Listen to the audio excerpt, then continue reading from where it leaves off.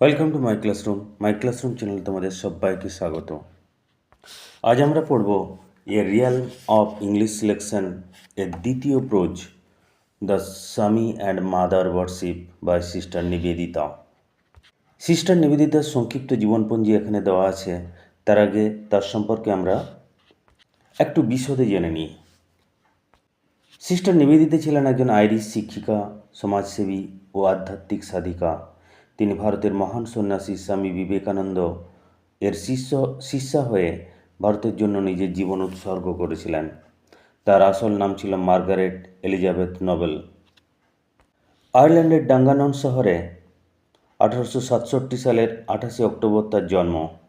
তার পিতা ছিলেন স্যামুয়েল নোবেল এবং তিনি ছিলেন একজন ধর্মযাজক। ছোটবেলা থেকেই তিনি ধর্ম, শিক্ষা ও মানুষের সেবার প্রতি আকৃষ্ট ছিলেন। তার পরিবারে মানব সেবা ও নৈতিকতার শিক্ষা খুব গুরুত্বপূর্ণ ছিল। নিবেদিতা ছোটবেলা থেকে খুব মেধাবী ছিলেন। তিনি বড় হয়ে শিক্ষিকা হিসেবে কাজ শুরু করেন এবং পরে লন্ডনে নিজের স্কুলও চালু করেন। এই সময় তিনি সমাজের দরিদ্র শিশুদের শিক্ষা দেওয়ার কাজ করতেন। 1895 সালে লন্ডনে তার সঙ্গে পরিচয় হয় মহান সন্ন্যাসী স্বামী বিবেকানন্দর। স্বামীজির বক্তৃতা শুনে তিনি গভীরভাবে অনুপ্রাণিত হন। স্বামীজি তাকে ভারতের জন্য কাজ করার আহ্বান জানান। 1998 সালে তিনি ভারতে আসেন। ভারতে এসে স্বামী বিবেকানন্দ তাকে নতুন নাম দেন, নিবেদিতা। এর অর্থ হলো যিনি নিজেকে সম্পূর্ণভাবে উৎসর্গ করেছেন। তিনি সত্যিই নিজের জীবন ভারত ও মানবতার সেবায় উৎসর্গ করেছিলেন। নিবেদিতার সবচেয়ে বড় কাজ ছিল মেয়েদের শিক্ষা। তিনি 1898 সালেই কলকাতায় একটি মেয়েদের স্কুল শুরু করেন। সেই সময় সমাজে মেয়েদের শিক্ষা দীক্ষার প্রচলন ছিল না বললেই চলে। নিবেদিতা বাড়ি বাড়ি গিয়ে অভিভাবকদের বোঝাতেন যাতে মেয়েরা স্কুলে আসে। ভারতের স্বাধীনতা আন্দোলনেও তার ভূমিকা ছিল। তিনি শুধু শিক্ষিকা ছিলেন না, বরং ভারতকে ভালোবাসতেন নিজের দেশের মতো। তিনি অনেক ভারতীয় বিপ্লবী ও জাতীয় নেতাদের সমর্থন করেছিলেন। রবীন্দ্রনাথ ঠাকুর, জগদীশচন্দ্র বোস, অরবিন্দ ঘোষ এদের সাথে তার ঘনিষ্ঠ সম্পর্ক ছিল। বিশেষ করে বিজ্ঞানী জগদীশচন্দ্র বসুর গবেষণায় তিনি অনেক সাহায্য করেছিলেন। ভারতীয় বিপ্লবী ও জাতীয় নেতাদের সমর্থন করার জন্য বেলুড় মঠের সাথে তার দূরত্ব বাড়তে থাকে। সিস্টার নিবেদিতা অনেক গুরুত্বপূর্ণ বই লিখেছেন। তার কিছু বিখ্যাত বই the master as I saw him, Kali the mother, cradle tales of Hinduism. এই বইগুলিতে ভারতীয় সংস্কৃতি, ধর্ম ও স্বামী বিবেকানন্দ সম্পর্কে লেখা রয়েছে। 1911 সালের 13 অক্টোবর দার্জিলিংয়ে তিনি শেষ নিঃশ্বাস ত্যাগ করেন। তার সমাধির উপর লেখা রয়েছে একটি বিখ্যাত বাক্য, here reposes sister Nivedita who gave her all to India. এখানে বিশ্রাম নিচ্ছেন সিস্টার নিবেদিতা, যিনি নিজের সব কিছু ভারতকে উৎসর্গ করেছিলেন। তাহলে আমরা জানতে পারলাম সিস্টার নিবেদিতা তার নিজের দেশ আয়ারল্যান্ডকে ছেড়ে ভারতকে বেছে নিয়েছিলেন এবং ভারতের জন্য জীবন উৎসর্গ করেন। তার আসল নাম ছিল মার্গারেট এলিজাবেথ নোবেল। ভারতে এসে স্বামী বিবেকানন্দ তাকে নিবেদিতা নাম দেন। নিবেদিতা কথাটির অর্থ হলো যিনি নিজের জীবন উৎসর্গ করেছেন। ভারতে আসার পর তিনি ভারতীয় সংস্কৃতিকে নিজের জীবনে গ্রহণ করেন। ভারতীয়দের মতো তিনি শাড়ি পরতেন, ভারতীয় খাবার খেতেন। তিনি মেয়েদের শিক্ষার জন্য বাড়ি বাড়ি যেতেন, অভিভাবকদের বোঝাতেন তাদের মেয়েদের কেন স্কুলে পাঠাতে হবে। প্লেগ মহামারীর সময় তিনি রাস্তায় নেমে কাজ করেছেন। 1899 সালে কলকাতায় প্লেগ ছড়িয়ে পড়ে। সেই সময় নিবেদিতা রাস্তায় নেমে অসুস্থদের সাহায্য করতেন, রাস্তা পরিষ্কার করতেন, মানুষকে সচেতন করতেন। হিন্দু পুরাণের গল্প সহজ ভাষায় তিনি the cradle tales of Hinduism এই বইয়ে লিপিবদ্ধ করেন। স্বামীজির মৃত্যুর পর তিনি একা কাজ চালিয়ে যান। 1902 সালে স্বামী বিবেকানন্দ মারা যাওয়ার পরও তিনি ভারতের জন্য কাজ বন্ধ করেননি। 1895 সালে লন্ডনে স্বামী বিবেকানন্দ বক্তৃতা দিতে গিয়েছিলেন। সেই সময় প্রথম তাকে দেখেন মার্গারেট নোবেল এবং স্বামীজির বক্তৃতা শুনে তিনি গভীরভাবে প্রভাবিত হন। নিবেদিতা স্বামীজিকে খুব প্রশ্ন করতেন, ধর্ম কী, ঈশ্বর কী, মানুষ কেন কষ্ট পায় ইত্যাদি। স্বামীজি ধৈর্য ধরে সমস্ত প্রশ্নের উত্তর দিতেন। একদিন স্বামীজি তাকে ডাকলেন, ভারতে মেয়েদের জন্য কাজ করবে। এই প্রশ্ন শুনে নিবেদিতা নিজের জীবন বদলে ফেলেন। 1898 সালে তিনি ভারতে আসেন এবং স্বামীজি তাকে বলেন, তোমাকে ভারতের জন্য নিজেকে উৎসর্গ করতে হবে। সেই থেকে তিনি সিস্টার নিবেদিতা। স্বামীজি তাকে শিষ্যা নয়, কন্যার মতো ভালোবাসতেন। তিনি বলতেন, নিবেদিতা ভারতের জন্য জন্মেছে।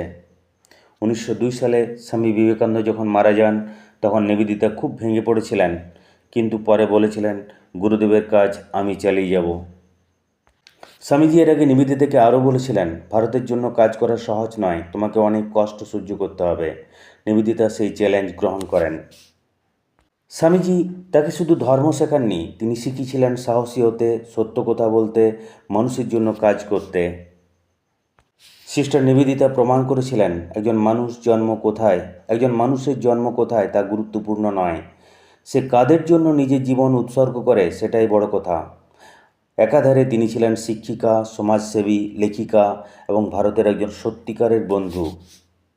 স্বামী বিবেকানন্দ নিবেদিতাকে বলতেন আগুনের মতো শক্তি, ফায়ার লাইক স্পিরিট।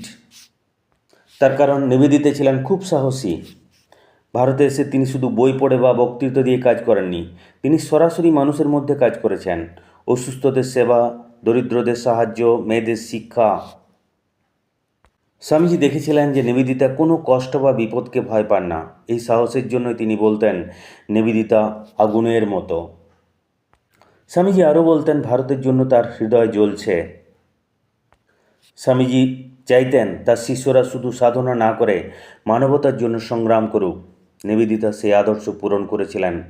তাই স্বামীজি মনে করতেন তিনি একজন যোদ্ধার মতো শিষ্যা।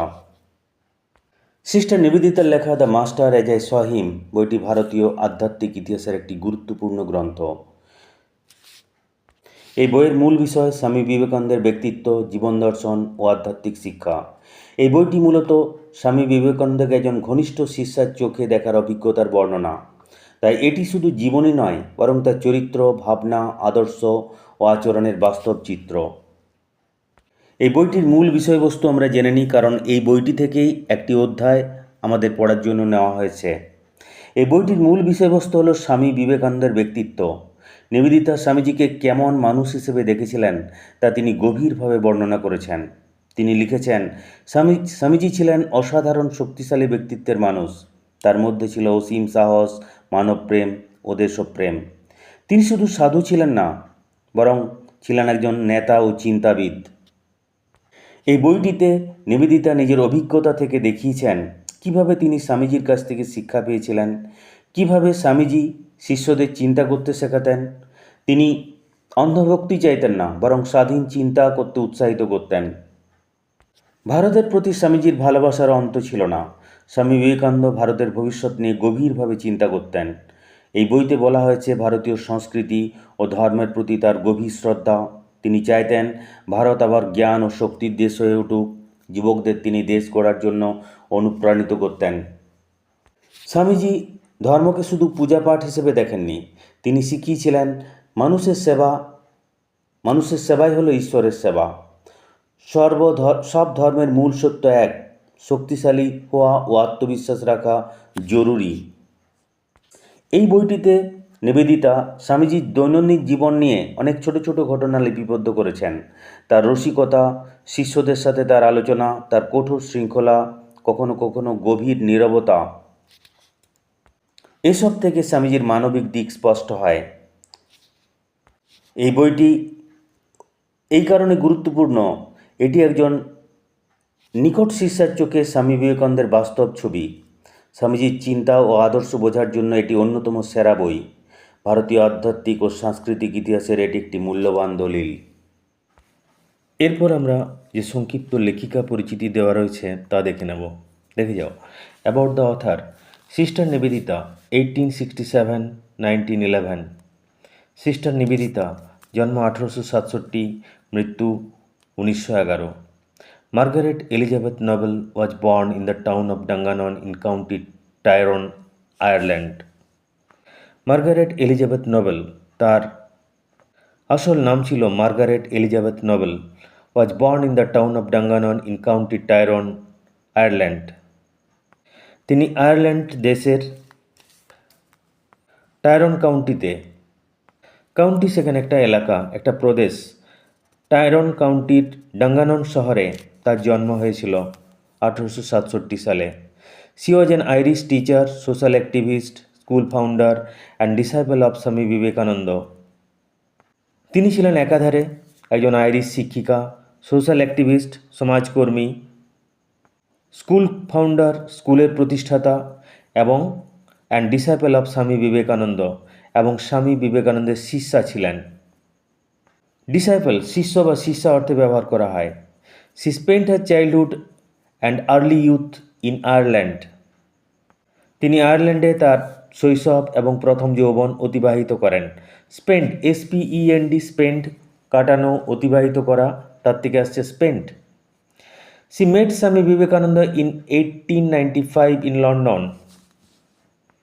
1895 সালে লন্ডনে একটি হলঘরে বক্তৃতা দেওয়াকালীন তিনি স্বামী বিবেকানন্দের সাথে তার সাক্ষাৎ হয়েছিল।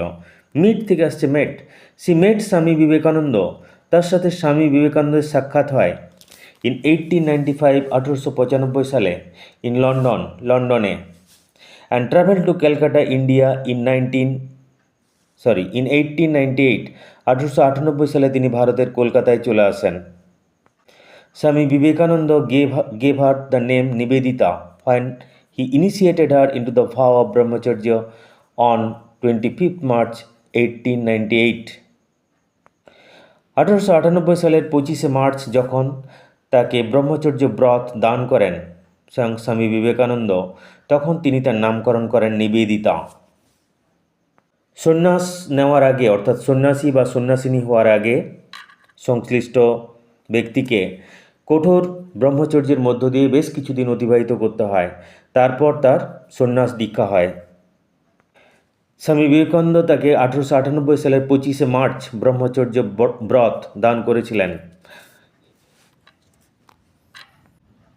এখানটা লক্ষ্য করা হয়নি ইনিশিয়েটেড হার ইন্টু দ্য ভাও অফ ব্রহ্মচর্য অন 25th মার্চ 1898। ইনিশিয়েট তার থেকে ইনিশিয়েটেড, এখানে দীক্ষা দেওয়া অর্থে হয়নি। ইনিশিয়েটেড হার ইন্টু দ্য ভাও অফ ব্রহ্মচর্য, ভাও অফ ব্রহ্মচর্য ব্রত, যখন 1898 সালের 25শে মার্চ তাকে ব্রহ্মচর্য ব্রতে তিনি দীক্ষা দেন, তখন তিনি তার নামকরণ করেন Nivedita. In November 1898, she opened a girls' school in the Bagbajar area of North Calcutta. 1898 সালের নভেম্বর মাসে তিনি উত্তর কলকাতার বাগবাজার এলাকায় একটি গার্লস স্কুল শুরু করেন। বাগবাজারে এই গার্লস স্কুলটি এখনও রয়েছে এবং অত্যন্ত সুনামের সাথে তারা তাদের কর্মকাণ্ড চালিয়ে যাচ্ছে। Nivedita had close association with the newly established Ramakrishna mission. সদ্য প্রতিষ্ঠিত রামকৃষ্ণ মিশনের সাথে নিবেদিতার ঘনিষ্ঠ সম্পর্ক ছিল। ক্লোজ অ্যাসোসিয়েশন, ঘনিষ্ঠ সম্পর্ক। কিন্তু পরবর্তীকালে স্বামীজির দেহত্যাগের পর যখন তিনি বিপ্লবীদের সাহায্য করতে থাকেন, তখন রামকৃষ্ণ মিশনের সাথে তার দূরত্ব বাড়তে থাকে। এই আলোচ্য টেক্সটটি the Swami and mother worship, এটা সিস্টার নিবেদিতার লেখা বিখ্যাত বই the master as I saw him এর 11তম অধ্যায়। 1910 সালে লংম্যান গ্রিন অ্যান্ড কোম্পানি এই বইটি ইংল্যান্ড এবং আমেরিকা উভয় দেশে প্রকাশ করেছিল। এই বইটি নিয়ে আমরা আগেই আলোচনা করেছি। এখানে এই বইটির এই উদ্ধৃত অংশের যে সারমর্ম কয়েকটা লাইনে দেওয়া রয়েছে, আমরা সেটা আলোচনা করে নেব, তারপর টেক্সটে চলে যাব। দেখো, টেক্সট নিয়ে সংক্ষিপ্ত আলোচনা আমরা দেখে নিই। About the text, the author portrays Swami Vivekananda's profound and passionate devotion to the Divine Mother, highlighting his belief in her as the ultimate source of power and his inclusive view of Hindu spirituality. Class 10-এর টেক্সটগুলোতে যে সহজ সরল lucid ইংলিশের সাথে তোমরা পরিচিত, এখানে কিন্তু তা অনুপস্থিত। এখানে সেন্টেন্সগুলো বেশ দীর্ঘ এবং একটু টাফ। তোমাদেরকে এটা কিন্তু একাধিকবার দেখে নিতে হবে। দেখে যাও। The author portrays Swami Vivekananda's profound and passionate devotion. Profound, গভীর। প্যাশনেট ডিভোশন, আন্তরিক, গভীর, আবেগপূর্ণ। প্যাশন থেকে আসছে প্যাশনেট, এখানে আন্তরিক, গভীর, আবেগপূর্ণ। ডিভোশন, ভক্তি। To the divine mother, divine mother, দেবী মা, আমরা এখানে জগন্মাতা, এই অর্থে ব্যবহার করব। জগন্মাতা highlighting his belief in her, highlight তুলে ধরা, বিশেষভাবে তুলে ধরা। দেখো হার HER ক্যাপিটাল, অর্থাৎ জগন্মাতাকে বোঝানো হচ্ছে। আলটিমেট সোর্স অফ পাওয়ার, শক্তির পরম উৎস। And his inclusive view, inclusive সর্বগ্রাহী, অন্তর্ভুক্তিমূলক, ভিউ দৃষ্টিভঙ্গি, অফ হিন্দু স্পিরিচুয়ালিটি, হিন্দু আধ্যাত্মিকতা। তাহলে পুরো অর্থ দেখে যাও। The author portrays Swami Vivekananda's profound and passionate devotion to the divine mother. লেখিকা সিস্টার নিবেদিতা এখানে স্বামী বিবেকানন্দর জগন্মাতার প্রতি গভীর এবং আন্তরিক ভক্তিকে তুলে ধরেছেন। Highlighting his belief in her as the ultimate source of power and his inclusive view of Hindu spirituality. এতে দেখানো হয়েছে যে তিনি জগন্মাতাকে সমস্ত শক্তির চূড়ান্ত উৎস হিসেবে বিশ্বাস করতেন এবং হিন্দু আধ্যাত্মিকতার একটি উদার এবং সর্বগ্রাহী দৃষ্টিভঙ্গি পোষণ করতেন। The text explores Swami Vivekananda's deep and unwavering faith in the Divine Mother, presented as the ultimate reality and source of all power. Explore তুলে ধরা, বিশ্লেষণ করা, অনুসন্ধান করা। ডিপ গভীর, আনওয়েভারিং অটল, আনওয়েভারিং ফেথ অটল বিশ্বাস। ইন দ্য ডিভাইন মাদার জগন্মাতা, presented as the ultimate reality, ultimate reality reality সত্য, বাস্তবতা, পরম সত্য। And source of all power, সকল শক্তির পরম উৎস। তাহলে দেখে যাও, এই পাঠ্যে স্বামী বিবেকানন্দের জগন্মাতার প্রতি গভীর এবং অটল বিশ্বাসের কথা আলোচনা করা হয়েছে, যাকে তিনি সর্বোচ্চ সত্য এবং সমস্ত শক্তির উৎস হিসেবে দেখতেন। The text offers insights into his spiritual fervor and the way he spoke about the Divine Mother using familiar and personal language. Spiritual আধ্যাত্মিক, ইনসাইট অন্তর্দৃষ্টি, স্পিরিচুয়াল আধ্যাত্মিক, ফার্ভার তীব্র উৎসাহ, গভীর আবেগ। ডিভাইন মাদার আগেই বলেছি আমরা এটা জগন্মাতা হিসেবে ধরব। ইউজ ফ্যামিলির থেকে আসছে ফ্যামিলিয়াল, পরিচিত, পারিবারিক, পরিবার থেকে পারিবারিক। অ্যান্ড পার্সোনাল ল্যাঙ্গুয়েজ, এখানে সাধারণ ভাষা। তাহলে পুরো অর্থ দেখে যাও। এই লেখাটি তার আধ্যাত্মিক উদ্দীপনা এবং তিনি কিভাবে সাধারণ ও পারিবারিক ভাষায় জগন্মাতার কথা বলতেন তা সম্পর্কে ধারণা দেয়। নিবেদিতা's portrayal of Vivekananda's worship showcases the inclusive and expansive nature of Hindu spirituality, which transcends cultural and geographical boundaries. Portray তার থেকে আসছে পোট্রায়াল, পোট্রে বর্ণনা করা, তার থেকে পোট্রায়াল বর্ণনা, চিত্রণ। বিবেকানন্দাস ওয়ার্শিপ বিবেকানন্দের উপাসনা। শোকেসেস তুলে ধরা, তুলে ধরেছে। দ্য ইনক্লুসিভ এখানে উদার, এক্সপানসিভ বিস্তৃত, nature of Hindu spirituality Hindu আধ্যাত্মিকতা, হুইচ ট্রান্সেন্ড অতিক্রম করা, কালচারাল সাংস্কৃতিক, জিওগ্রাফিক্যাল বাউন্ডারিজ ভৌগোলিক সীমানা। তাহলে পুরোটার বাংলা দেখে যাও। সিস্টার নিবেদিতার বর্ণনায় স্বামী বিবেকানন্দের এই উপাসনা হিন্দু আধ্যাত্মিকতার উদার ও বিস্তৃত স্বভাবকে তুলে ধরে, যা সাংস্কৃতিক ও ভৌগোলিক সীমানা অতিক্রম করে। এরপর আমরা চলে আসবো টেক্সটে। আগেই বলেছি ক্লাস 10-এ তোমরা যেরকম সহজ সরল লুসিড ইংলিশের সাথে পরিচিত, সেটা কিন্তু এখানে অনুপস্থিত। এখানের ইংরেজি একটু টাফ, এটা তোমাকে একাধিকবার শুনতেই হবে। যতবার না শুনলে তুমি স্বাচ্ছন্দ্য অনুভব করো, ততবার তোমাকে এটা শুনে যেতে হবে। বেশ কিছু জটিল ওয়ার্ডের ছড়াছড়ি রয়েছে, বারবার শুনে তা হৃদয়ঙ্গম করতে হবে। পুরো পৃষ্ঠটি আমরা 3টি খণ্ডে শেষ করব। প্রথম অধ্যায়ে, অর্থাৎ এই অধ্যায়ে আমরা প্রথম 3টি প্যারাগ্রাফ আমরা আলোচনা করব, তারপরে আরও 3টি প্যারাগ্রাফ, এবং পরে যেগুলো রয়েছে সেগুলো তৃতীয় খণ্ডে, তৃতীয় পর্বে আমরা শেষ করব। তাহলে শুরু করে যাক। The Swami and mother worship, যদি বাংলা করো স্বামীজি এবং তার মাতৃপূজা। The story of the glimpses which I caught of this part of the Swami's life would be singularly incomplete if it contained no mention of his worship of the mother. এই রচনাটির একটি লক্ষণীয় বৈশিষ্ট্য হচ্ছে অধিকাংশ সেন্টেন্সেই বেশ লম্বা লম্বা। আমরা টুকরো টুকরো করে অর্থ করব। আগে আমরা জটিল ওয়ার্ডগুলোর অর্থ দেখে নেব, তারপর টুকরো টুকরো করে বঙ্গানুবাদ করব। The story of the glimpses which I caught of this part of the Swami's life would be singularly incomplete if it contained no mention of his worship of the mother. Glimpses ঝলক, স্বল্প সময়ের জন্য দর্শন, short temporary views. Catch থেকে আসছে কট, which a কট, যেটা আমি পেয়েছিলাম এই অর্থে। The Swami's life, here it refers to স্বামী বিবেকানন্দাস লাইফ। সিঙ্গুলারলি, সিঙ্গেল তার থেকে সিঙ্গুলার, তার থেকে সিঙ্গুলারলি। লক্ষণীয়ভাবে, বিশেষ করে।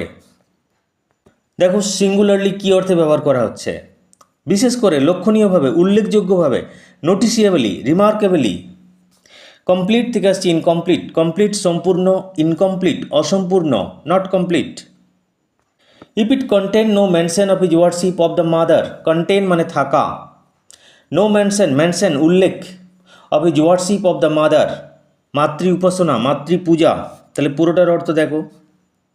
The story of the glimpses which I caught of this part of Swamiji's life, স্বামীজির জীবনের এই পর্যায়ে যে ঝলক আমি পেয়েছি, যে ঝলক আমি দেখতে পেয়েছি, উড বি সিঙ্গুলারলি ইনকমপ্লিট, এটা লক্ষণীয়ভাবে অসম্পূর্ণ থেকে যাবে।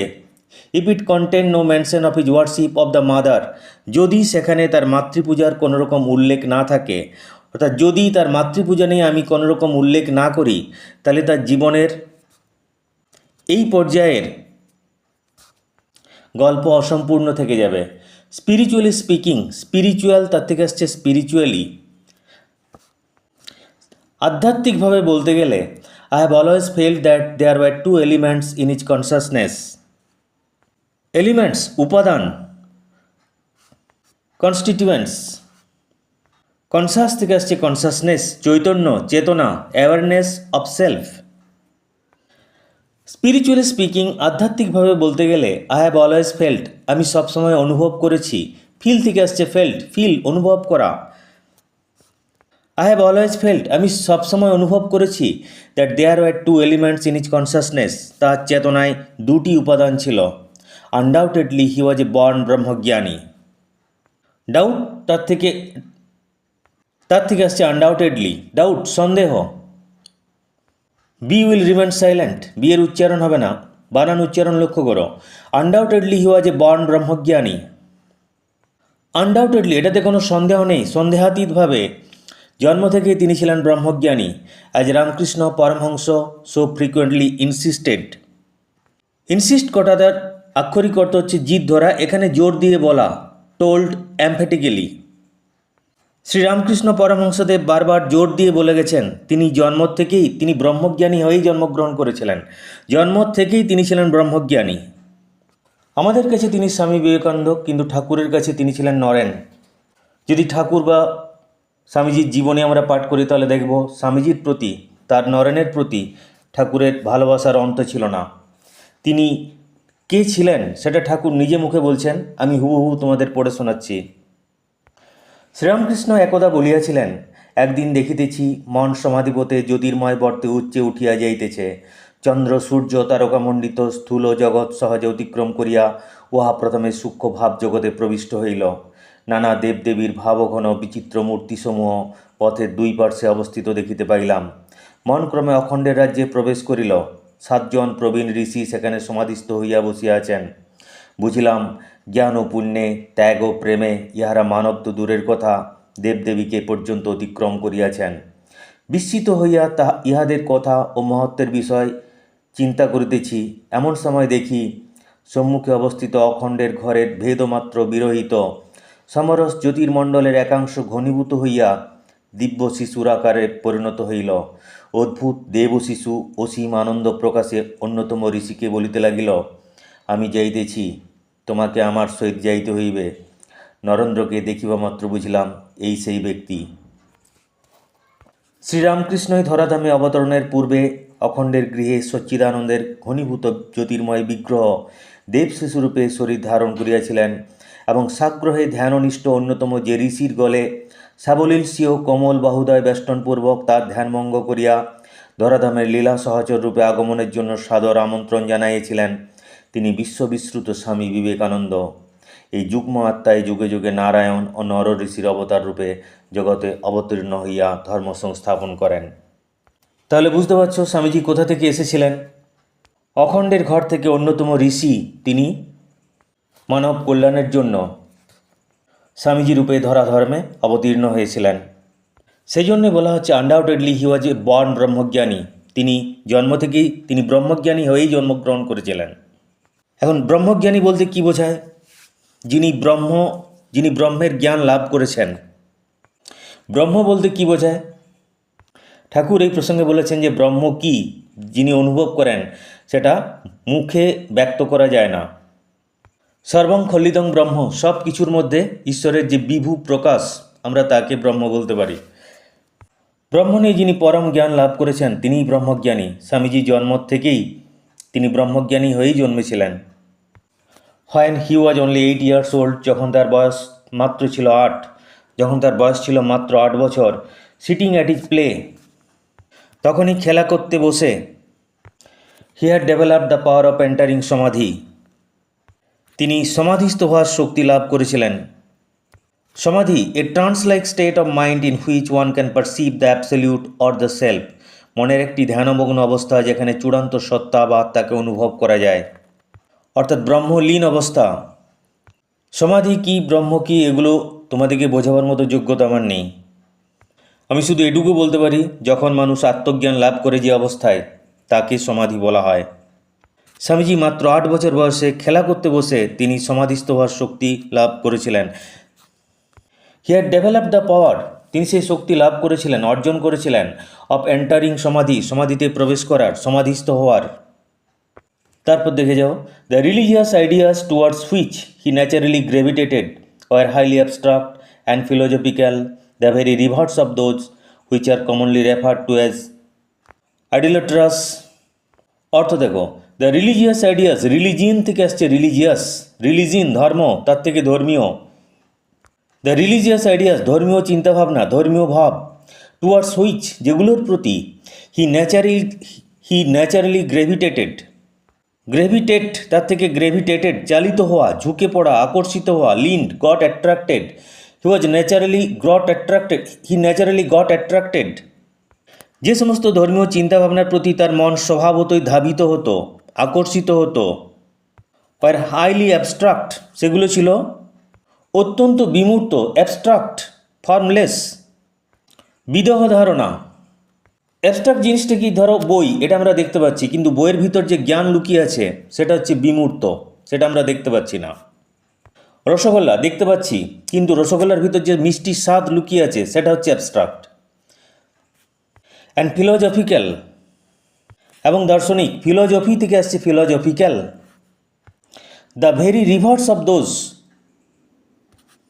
আর সেগুলোর ঠিক বিপরীতে, which are commonly refer to as idolatrous, idol, পুতুল পূজা, অর্থাৎ মূর্তি পূজা বিষয়ক, idolatrous, relating to image worship, পৌত্তলিক। এই লাইনটার অর্থ আমরা আরেকবার দেখিনি। The religious ideas towards which he naturally gravitated are highly abstract and philosophical, the very reverse of those which are commonly refer to as idolatrous, যেসব ধর্মীয় ভাবের প্রতি তার মন স্বভাবতই ধাবিত হতো সেগুলো ছিল অত্যন্ত বিমূর্ত এবং দার্শনিক। আর তার ঠিক বিপরীতে, the very reverse of those which are commonly refer to as idolatrous, আর তার ঠিক বিপরীতে সাধারণত যেগুলোকে পৌত্তলিক আখ্যা দেওয়া হয়। In his youth and presumably when he had already been sometime under the influence of Sri Ramakrishna, he became a formal member of the Sadharan Brahmo সমাজ। ইন হিজ ইউথ, তার যৌবনে, অ্যান্ড প্রিজুমেবলি ধরে নেওয়া যায়, সম্ভবত, আনুমানিক, seemingly, when he had already been sometime under the influence of Sri Ramakrishna, সম্ভবত যখন তিনি বেশ কিছুদিন শ্রীরামকৃষ্ণের দ্বারা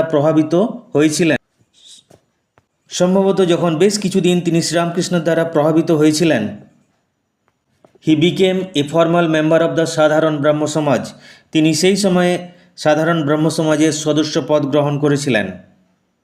প্রথম দিকে স্বামীজি মূর্তি পূজার ঘোরতর বিরোধী ছিলেন, মূর্তি পূজা সহ্য করতে পারতেন না।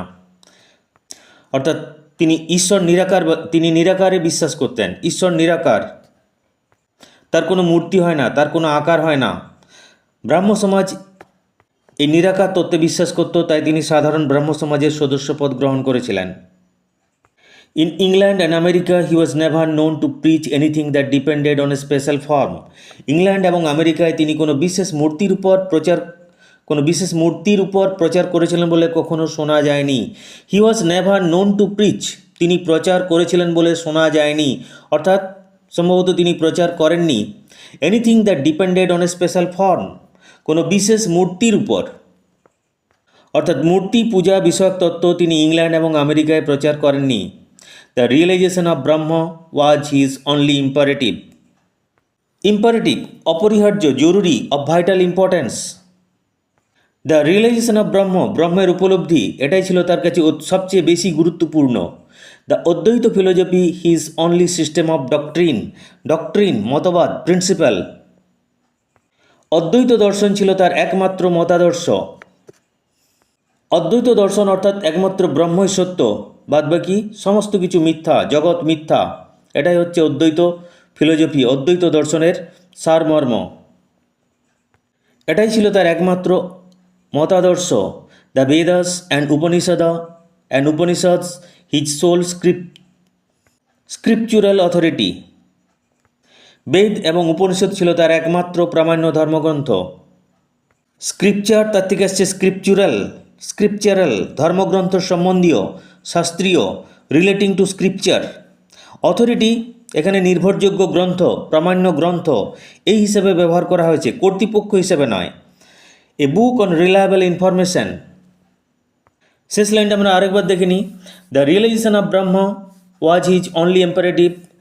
ব্রহ্মের উপলব্ধি এটাই ছিল তার একমাত্র মতাদর্শ, একমাত্র গুরুত্বপূর্ণ তার কাছে। দ্য অদ্বৈত philosophy his only system of doctrine, অদ্বৈত দর্শন ছিল তার একমাত্র মতাদর্শ।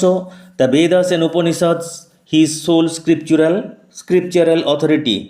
বেদ এবং উপনিষদ ছিল তার কাছে একমাত্র প্রামাণ্য ধর্মগ্রন্থ।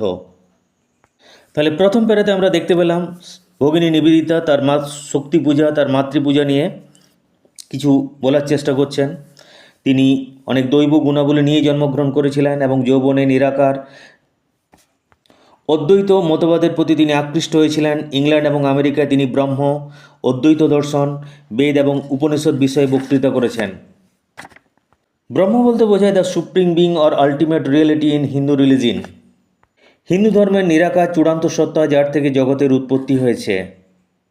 কিন্তু ঠাকুর রামকৃষ্ণদেব বলেছেন যে ব্রহ্ম কী তা মুখে বলা যায় না।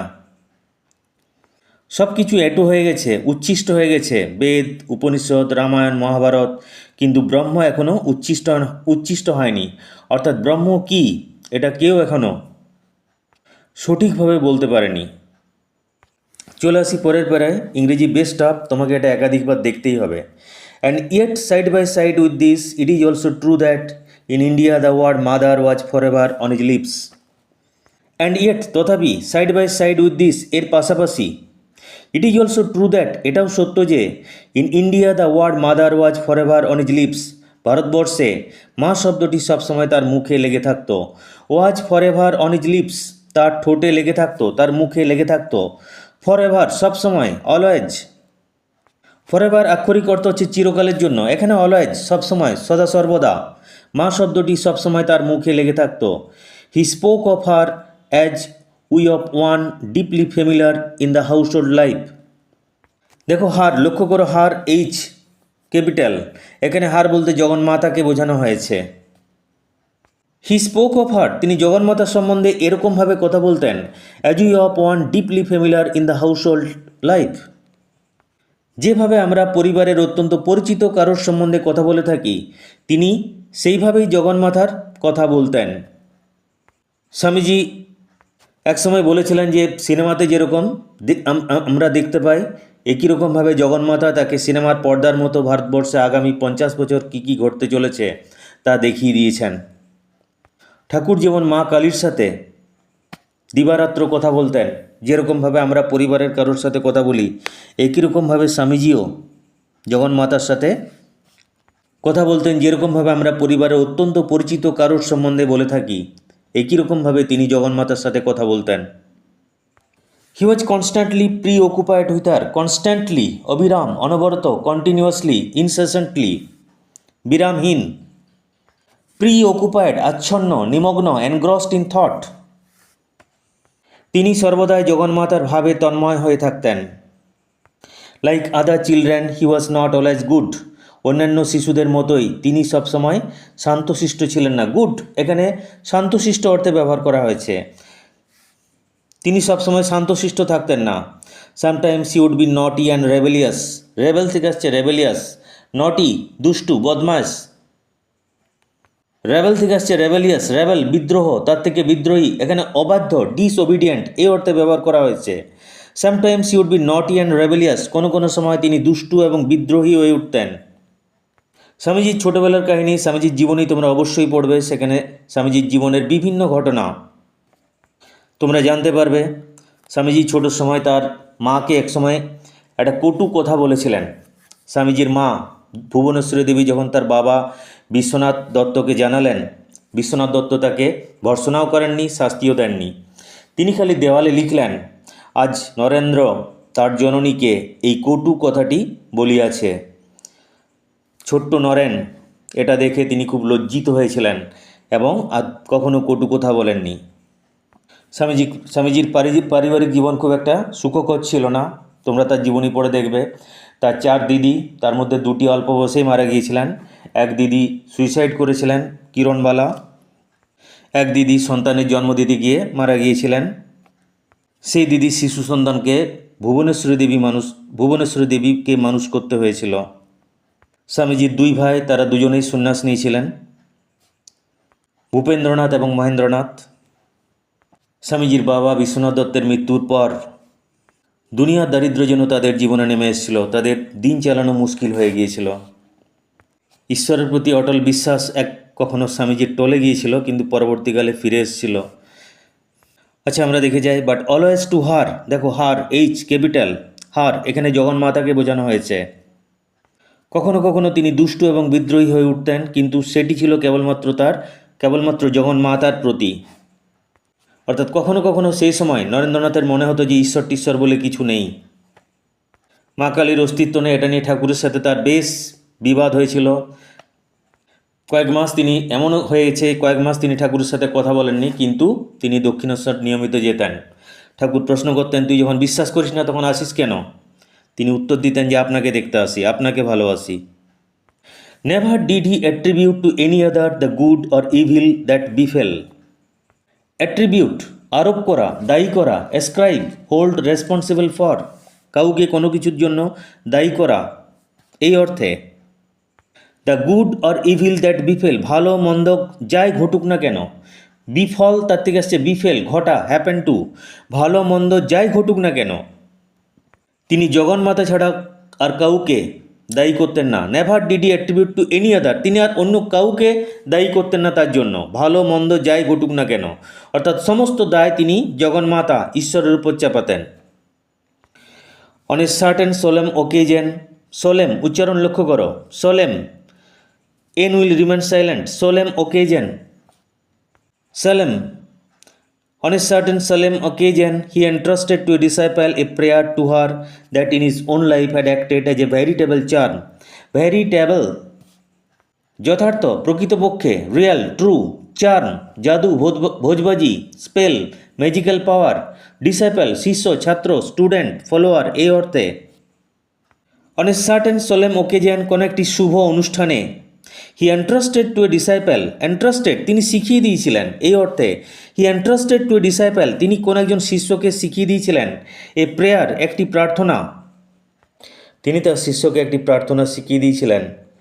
That in his own life had acted as a veritable charm, যেটা তার নিজের জীবনে মন্ত্রশক্তির মতো কাজ করেছিল। ভেরিটেবল চার্ম, মন্ত্রশক্তি। And mind, he added suddenly, turning with what was almost fierceness upon the receiver, make her listen to you when you say it, none of that clinging to mother, remember. He added suddenly, add যোগ করা, কিন্তু এখানে সে অর্থে নয়। তিনি হঠাৎ করে আরও বলে উঠলেন এই অর্থে, turning with what was almost fierceness. Fierceness, fierceness, fierce থেকে আসছে ফিয়ার্সনেস, উগ্রতা, প্রচণ্ডতা, vehemence. Upon the receiver, receiver এখানে হিয়ার রেফার্স টু ডিসাইপল, সেই শিষ্যকে বোঝাচ্ছে। Make her listen to you, তাকে তোর কথা জোর করে শোনাতে হবে। হার, দেখো এইচ ক্যাপিটাল, এখানে জগন্মাতাকে বোঝাচ্ছে। হোয়েন ইউ সেইড, তুই যখন প্রার্থনা করবি, তুই যখন বলবি, none of that cringing to mother, cringing ভয়ে কুকড়ে যাওয়া, নুয়ে পড়া, নেতিয়ে পড়া, বেন্ডিং ডাউন, ফ্লিঞ্চিং। রিমেম্বার, মনে রাখিস, তাহলে পুরো অর্থ দেখে যাও। অ্যান্ড মাইন্ড আর দেখ, হি অ্যাডেড সাডেনলি, তিনি হঠাৎ করে বলে উঠলেন, turning with what was almost fierceness upon the receiver, শিষ্যের প্রতি অত্যন্ত উত্তেজিতভাবে, উগ্র হয়ে তিনি হঠাৎ করে বলে উঠলেন, make her listen to you, মাকে জোর করে তোর কথা শোনাতে হবে। হোয়েন ইউ সেইড, যখন তুই প্রার্থনা করবি তখন তোর প্রার্থনা মাকে জোর করে শোনাতে হবে। None of that cringing to mother, মায়ের কাছে ওই প্যানপ্যানানি, ওই দিনহীন ভাব চলবে না। রিমেম্বার, মনে রাখিস। এই স্ট্রাকচারটি লক্ষ্য করো। Make her listen to you, positive structure. I do, আমি করি। হি ডাজ, সে করে। আই মেক হিম ডু, আমি তাকে দিয়ে করাই।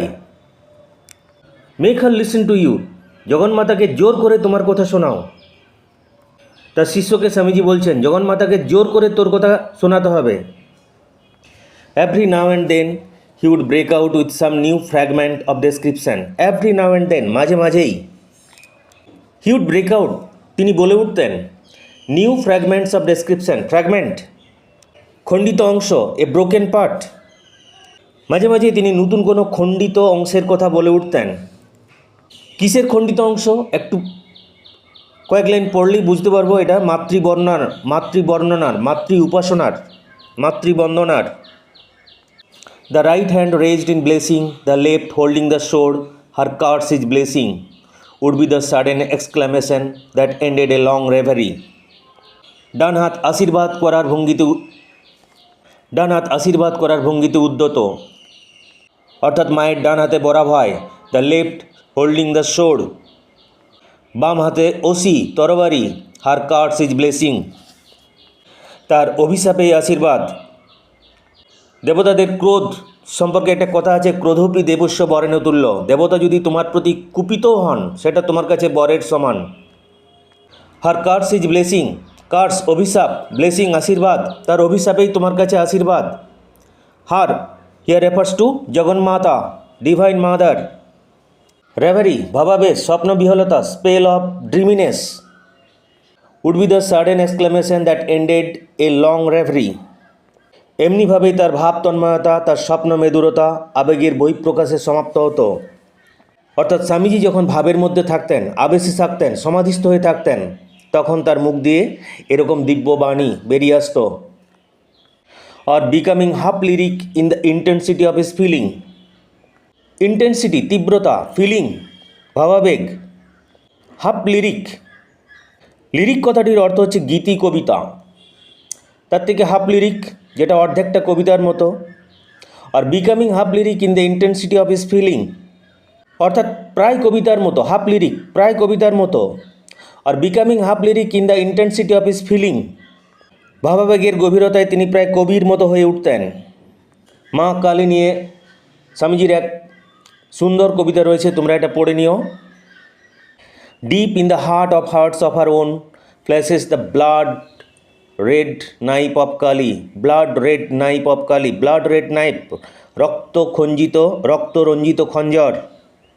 Deep in the heart of hearts of her own, তার হৃদয়ের অন্তঃস্থল থেকে, তার হৃদয়ের গভীরতা থেকে, অর্থাৎ জগন্মাতার নিজের অন্তরের অন্তঃস্থলের গভীরে ঝলসে ওঠে তার রক্তরঞ্জিত খঞ্জর, তার রক্তমাখা খঞ্জর। ফ্ল্যাশেস, ঝলসে ওঠে। Sparkles, worshipper of the mother are they from their birth in are incarnation of the sword. Worship থেকে আসছে ওয়ার্শিপার। ওয়ার্শিপ, পুজো করা। ওয়ার্শিপার, যারা পূজারী, যারা পুজো করে। Worshipper of the mother are they from their birth, আজন্ম তারাই মাতৃসাধক।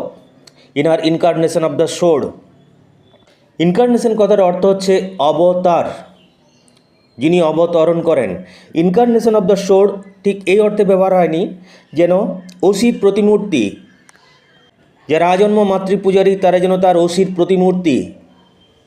ইনকার্নেশন এখানে মূর্তরূপ, প্রতিমূর্তি, এম্বডিমেন্ট এই অর্থে ব্যবহার করা হয়েছে। From him was gathered in such moments as these almost every line and syllable of a certain short psalm. উচ্চারণ লক্ষ্য করো। P will remain silent. Short psalm called the voice of the mother, which I wrote and published about this time. এই সময় আমি voice of mother বলে যে সংক্ষিপ্ত তত্রাবলী রচনা এবং প্রকাশ করেছিলাম, তার প্রতিটি লাইন, বর্ণ এমন সব মুহূর্তে তার কাছ থেকে সংগৃহীত হয়েছিল। অর্থাৎ স্বামীজি যখন ভাবাবেগে তার জগন্মাতার সম্পর্কে অনর্গল বলে যেতেন, সেগুলো ভগিনী নিবেদিতা সংগ্রহ করে স্তোত্রের রূপ দিয়েছিলেন।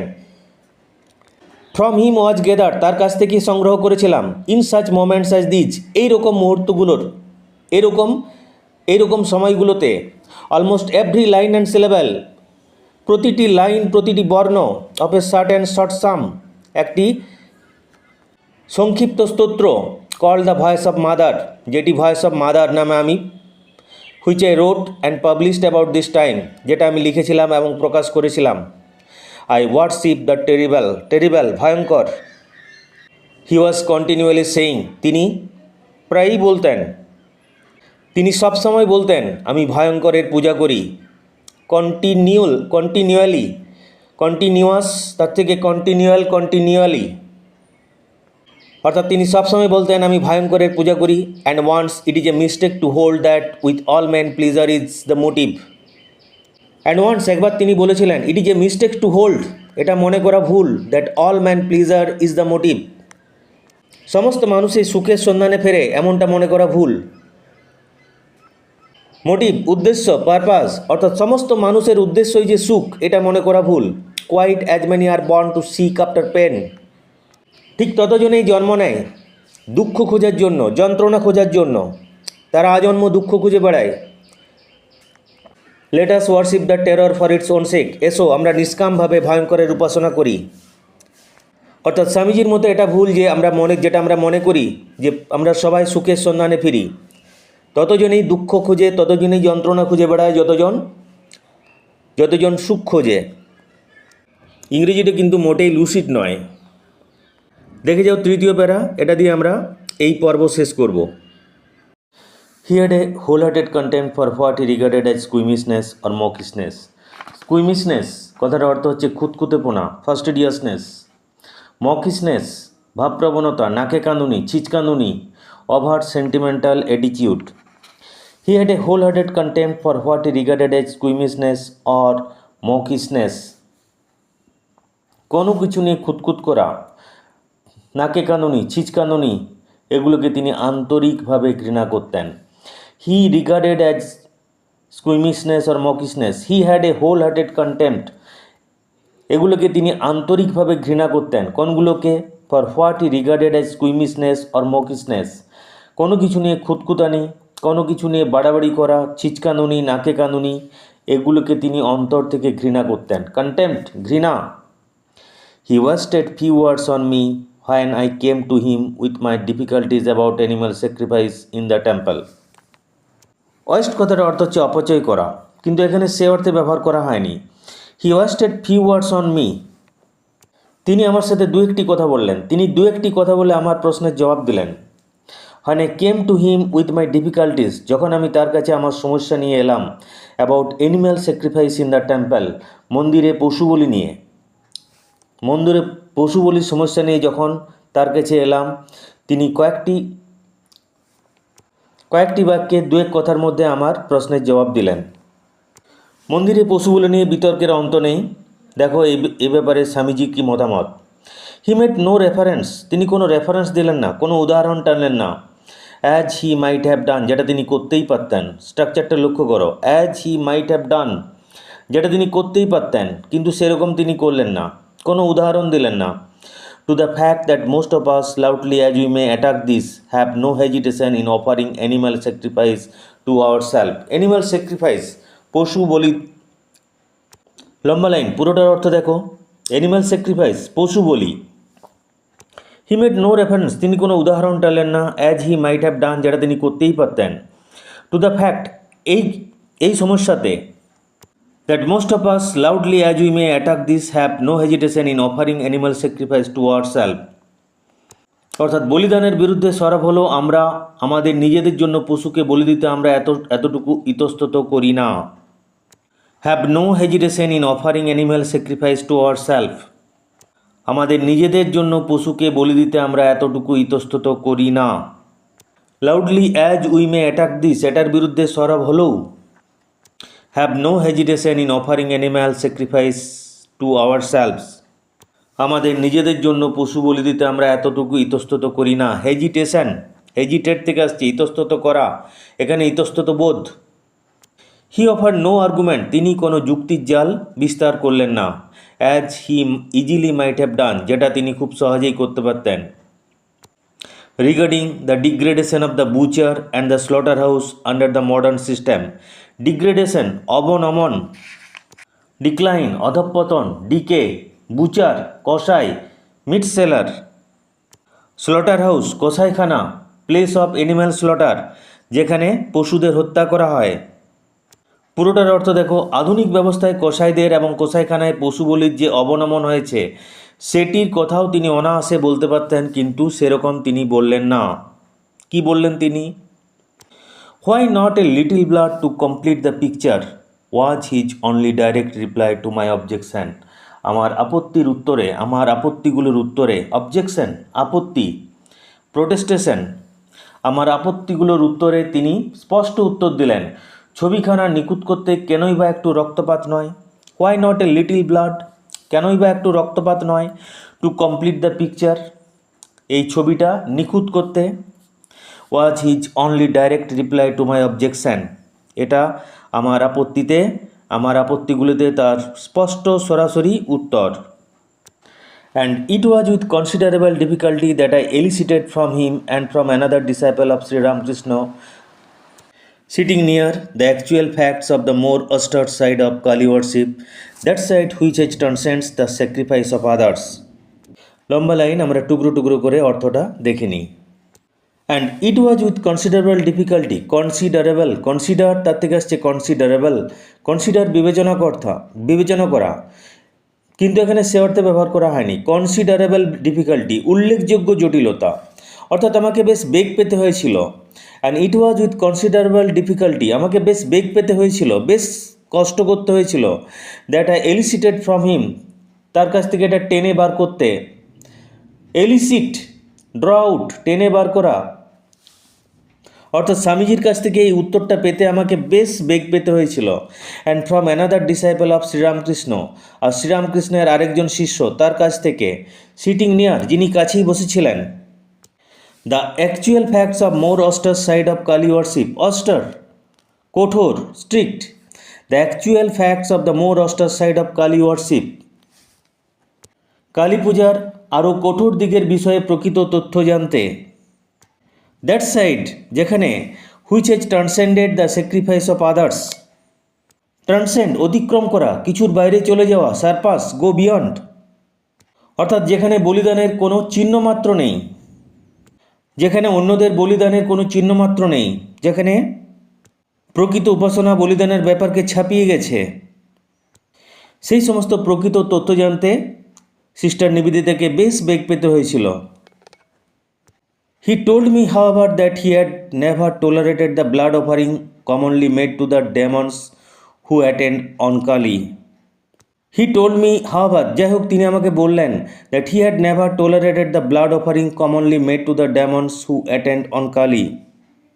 যাই হোক তিনি আমাকে বললেন যে মা কালীর সঙ্গে যে সমস্ত ভূত প্রেতরা থাকে, যে সমস্ত ডেমন, সেখানে ভূত প্রেত, দৈত্যদানা ইত্যাদি অর্থে, তাদের উদ্দেশ্যে যে রক্তপাত সাধারণত ঘটানো হয়, তিনি কখনোই সেটি সহ্য করেননি। অর্থাৎ বলিদান স্বামী বিবেকানন্দেরও অভিপ্রেত ছিল না।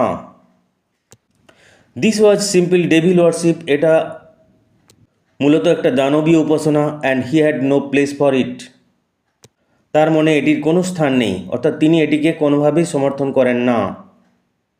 যাই হোক, এই প্রসঙ্গে বলে রাখি যে শাস্ত্রে এটা যেভাবে ব্যাখ্যা করা হয়েছে, সবাই যদি রক্তপাতকে ঘৃণা করে রক্তপাত থেকে দূরে থাকতে চায়, তাহলে যখন শত্রুরা আমাদের আক্রমণ করে সেই শত্রুদের নির্মমভাবে ধ্বংস করতে কারা এগিয়ে আসবে? আর পুজোতে নিরীহ পশুদের বলি দেওয়া হয়, কোনো বাঘের বাচ্চা, কোনো সিংহের বাচ্চা ইত্যাদি, বা কোনো বাঘ সিংহকে বলি দেওয়া হয় না।